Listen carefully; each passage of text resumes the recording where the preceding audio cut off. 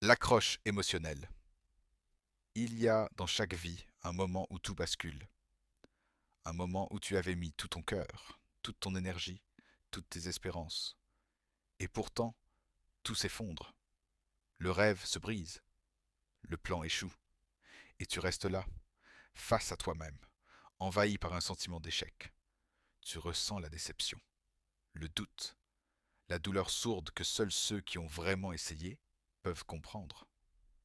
Mais si je te disais que ce moment n'est pas la fin, que ce que tu ressens maintenant, ce vertige, ce vide, cette chute, pourrait bien devenir la base de ton ascension. Ce que tu appelles échec aujourd'hui pourrait être l'ingrédient principal de ta transformation. Pas une erreur à fuir, mais une occasion à saisir, une leçon à comprendre, une force à éveiller. Dans cette vidéo, on ne va pas juste parler d'échec, on va parler de renaissance. Redéfinir l'échec, ce qu'il est vraiment. Depuis qu'on est petit, on nous apprend que l'échec, c'est mal, c'est une faute, une défaite, un signe qu'on n'est pas fait pour ça. Mais c'est faux. L'échec n'est pas l'opposé du succès, c'est son chemin. Quand tu échoues, cela ne veut pas dire que tu n'es pas capable. Cela veut simplement dire que tu es en train d'apprendre, d'explorer, de t'aventurer au-delà de ce que tu connais déjà. Et c'est là que tu grandis. Chaque échec est une information, une direction, un feedback. Il te dit, pas comme ça, essaie autrement. Mais jamais, jamais, il ne te dit, tu ne vaux rien. Pourquoi avons-nous si peur de l'échec? Ce n'est pas l'échec lui-même qui nous fait le plus peur. C'est ce que nous croyons qu'il dit de nous. Quand tu échoues, une voix intérieure se réveille. Elle dit, tu n'es pas assez bon. Tu n'y arriveras jamais. Tu t'es ridiculisé. Mais cette voix, ce n'est pas toi. C'est ton ego blessé, ton peur d'être rejeté, ton envie d'être parfait. Tu veux plaire, réussir du premier coup, ne jamais te tromper. Mais ce désir de perfection t'empêche d'évoluer. Car la croissance réelle, profonde, durable, elle passe par les erreurs, les ajustements, les remises en question. Celui qui n'échoue jamais, c'est celui qui ne tente rien. Les grands échecs cachent souvent les plus belles réussites. Regarde autour de toi. Tous ceux qui ont accompli de grandes choses sont passés par l'échec. Michael Jordan a été renvoyé de son équipe de basket au lycée. Il aurait pu abandonner. Il ne l'a pas fait. Oprah Winfrey a été renvoyée de son poste de journaliste. On lui a dit qu'elle ne convenait pas pour la télévision. J.K. Rowling a vu son manuscrit refusé par 12 éditeurs.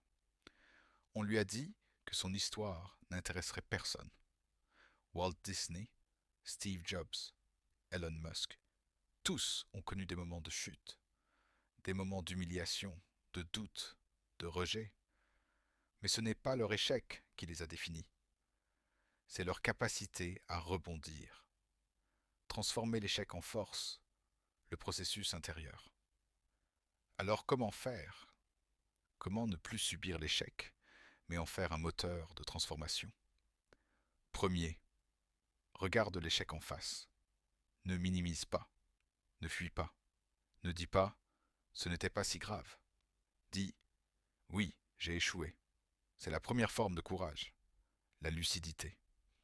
Accepter que tu es tombé, sans nier, sans justifier. Juste constater. 2. Ressens ce que tu as à ressentir. L'échec fait mal, et c'est normal. Pleure si tu dois pleurer.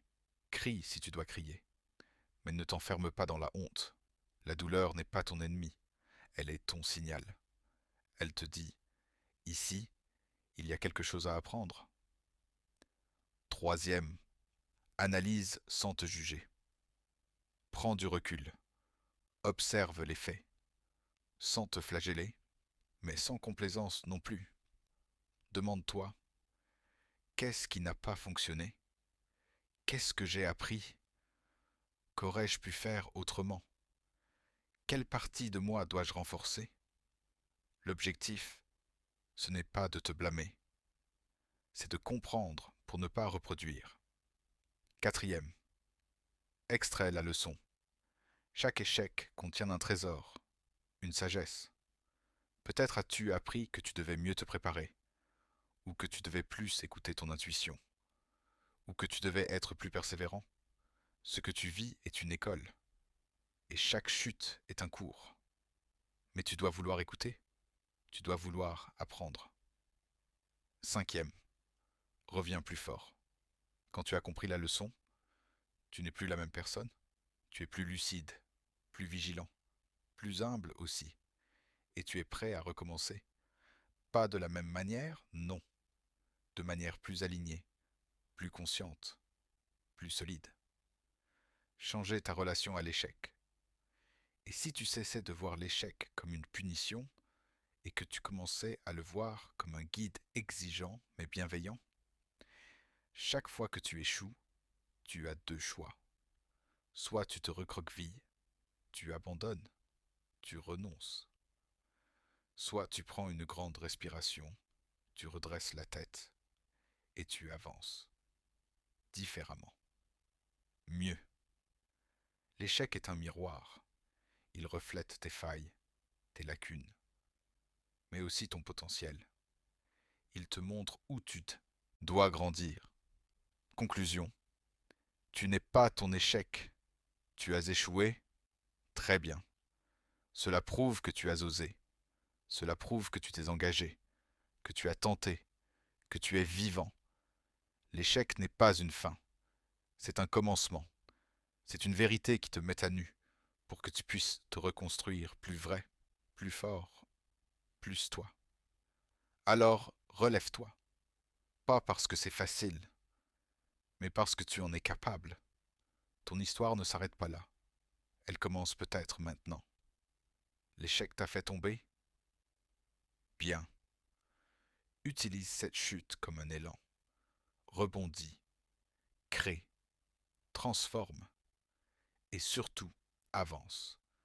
Parce que ce que tu appelles aujourd'hui une défaite pourrait bien devenir, demain, la racine de ta grandeur.